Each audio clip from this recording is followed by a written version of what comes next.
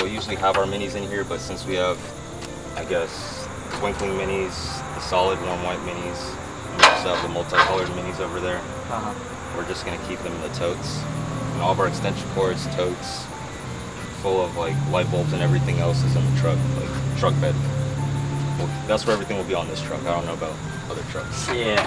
So That's we're the going to be doing this 1099, so I don't really know how, like, do we go and drive and pick up the materials from the warehouse, then head to the job site, or? Yeah, so whenever you do go on your own, you're gonna just keep all your material for like, I would say 3 days at a time. So like, I'll supply it for a week. That's what I gotcha. do. So I'll take like 6 spools of the roof lines, 6 spools of the tree lights, a tote of minis, like solid tote of colored minis. Yep. Just look at like your project for the week or whatever houses you have. Make sure you have everything you need. I usually have a checklist, so like I'll write all the customers down. I'll have like description of the roof lines, colored lights, mini lights, everything like details. You want to make sure you know like what type of colors you want on there. Like what I was saying with HOAs and architecture committee, they're very picky with colored lighting, twinkling, blinking. You can't have those lights there. So just confirm with the customer before you put the lights up, so you don't have to go back and fix anything. And that, so we have a happy customer. You always want to make sure your light bulbs are tight when you put them up, when you unroll them. Pretty much all the time you want to make sure they're tight, because they'll come loose and then you'll have a light bulb that's not working on the roof. So you want to tighten them before they go up, tighten them when you install them, make sure they're straight, make sure they're not going to fall off the roof. So you unroll this, plug them in, make sure all the lights are working. We'll show you guys that in the next clip pretty much.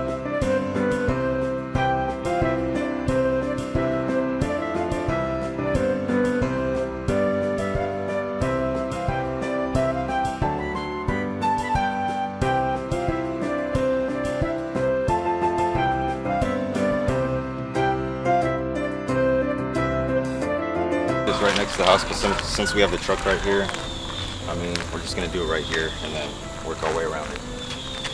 We're gonna start at the top and then work our way down. We're gonna use ladders because this roof you technically can't work on. It's kind of a cedar wood type roof, so there's not really any carpet or anything to grip with your shoes. We'll just use a ladder and maybe some other tools. You'll see. We'll work our way around it. What you need, so you have your timers on the left side.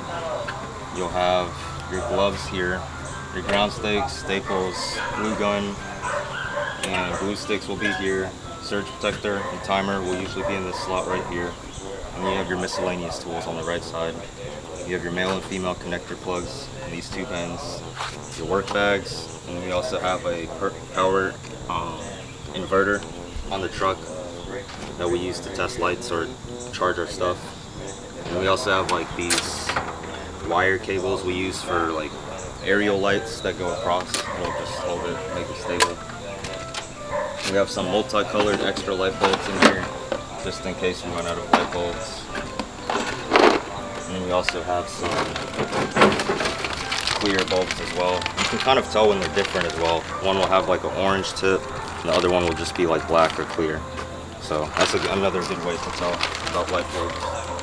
You'll see those in here. All of your trash will usually go in here. The only thing that in here that's safety equipment is your 2 Cougar paws. So these will have kind of like what we have on the pitch hoppers, some grip so you can use it on the roofs. And all of your trash goes in here. It's all labeled, so just remember that. We have our safety equipment right here. You'll have 2 pitch hoppers. There's a short one and a longer one.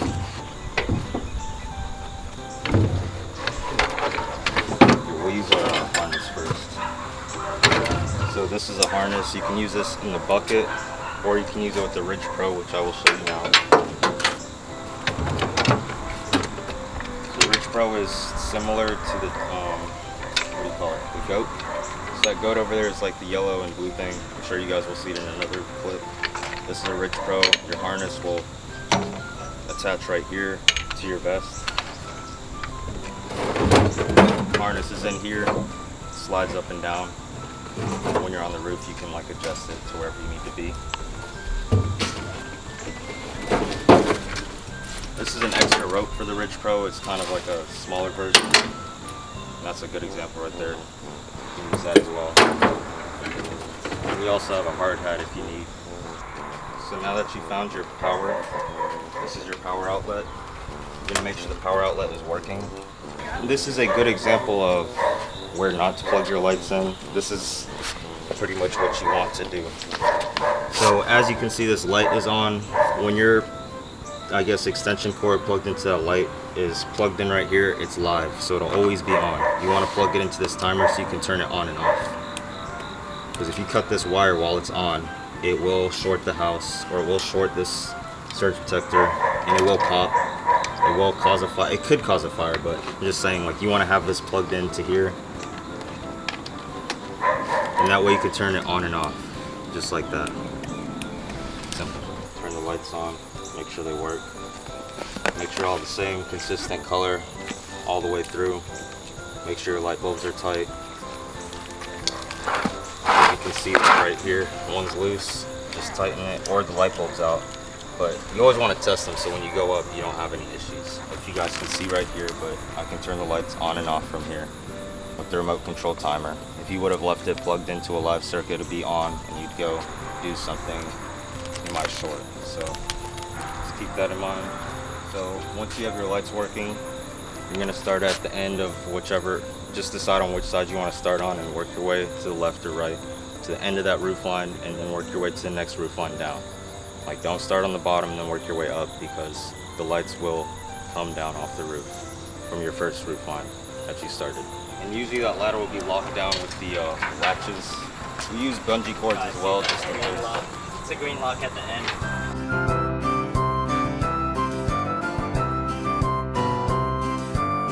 This, and there's no gutter guards. They're gonna clip in place like that. So then it clips onto the gutter. Yeah, like this the that, gutter and clips then on you there. want that pointing. Yeah. Okay. Gutter guards, you're just gonna point them up like this. And this is gonna tuck under the roof carpet. Gotcha. If you're using the ladder, it'll probably take you a little longer, but usually if it's just a straight roof line and you can walk it, it shouldn't take you more than 45 minutes to an hour to complete a roof line. Alright guys, ladder safety is very important, especially when you're working on a $500,000 house or $1 million house or whatever. Just be careful at the house and for yourself.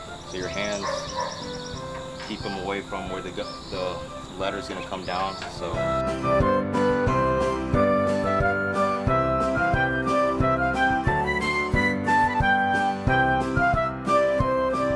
that way you don't have too much weight on the top, like influencing where the ladder goes. So you're going to be paid by project. So however long it takes you to finish the project, we're not going to pay you any more money or any less money. You just have to pace yourself at how you do the house. So if you're going to go slow and take your time, which is fine, just know there's not going to be anything extra when you're out on your own doing that.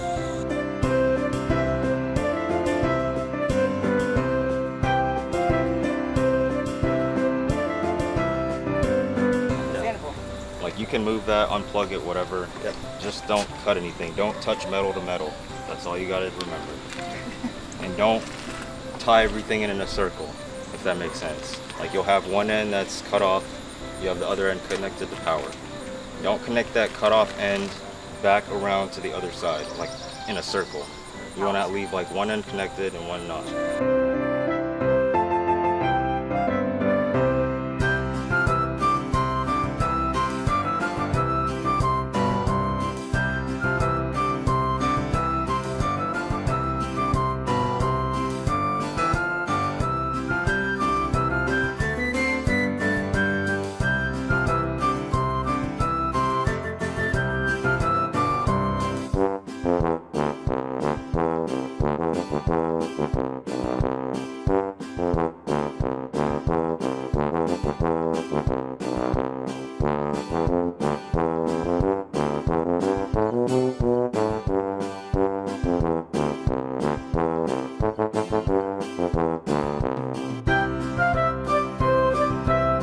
That'll prevent your lights from falling and taking all of your lights off. It'll just fall from there and then stop at wherever you end your pole. So it's a helpful tool. It also helps, like, if you're by yourself installing, at least you don't have to like have someone pass you a light. So you can just lay them up there and then go.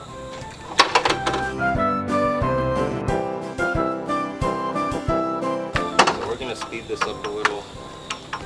we're gonna do some bucket training while we're here as well.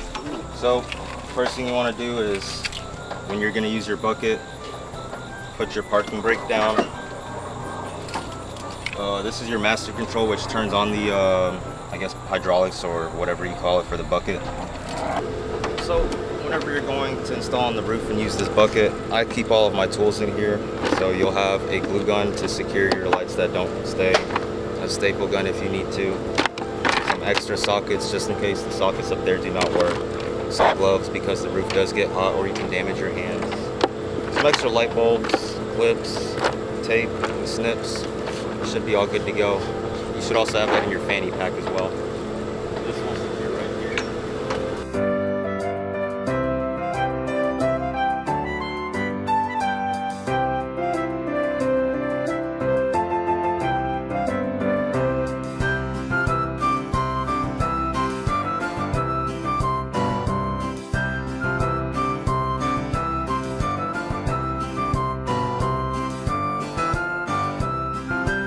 This is how you're gonna measure your lights.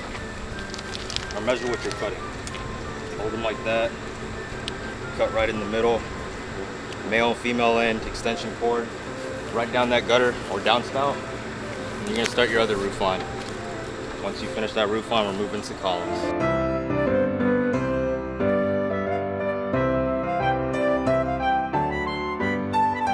Alright, so that extension cord we dropped on the other side of the house is now plugged into power.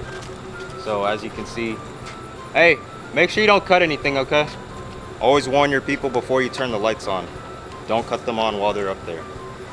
Or at least let them know that you're cutting or turning off the lights. Just let people know.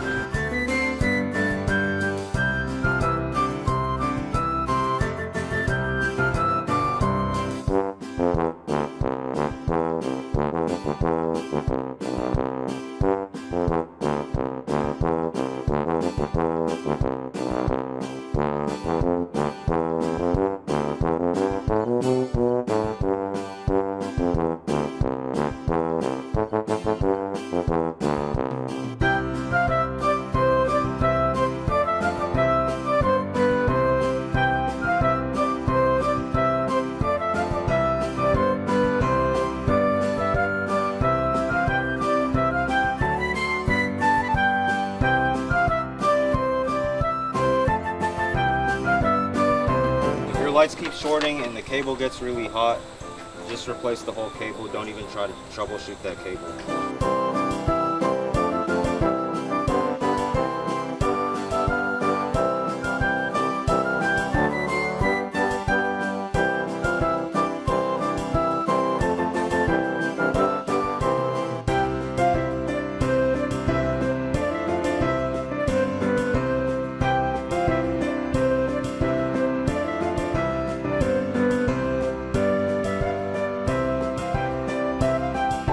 It's like split here, or if half of the line is working, you know the whole line is bad. Just throw it in here in the trash.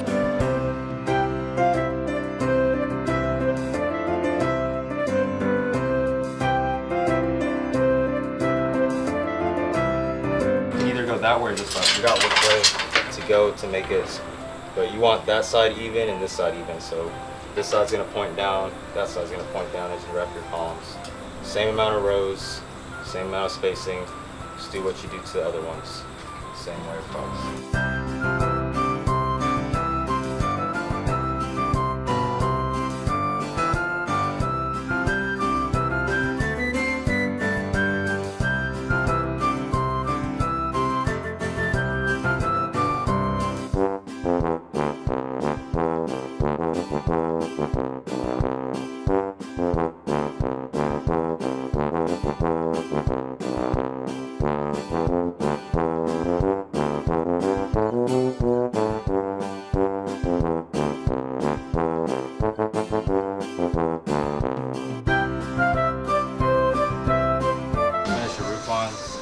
Drop an extension cord from the first level or the second level. There's 3 levels here, so drop your extension cord down the gutter, connect your column, so that's 1 right there.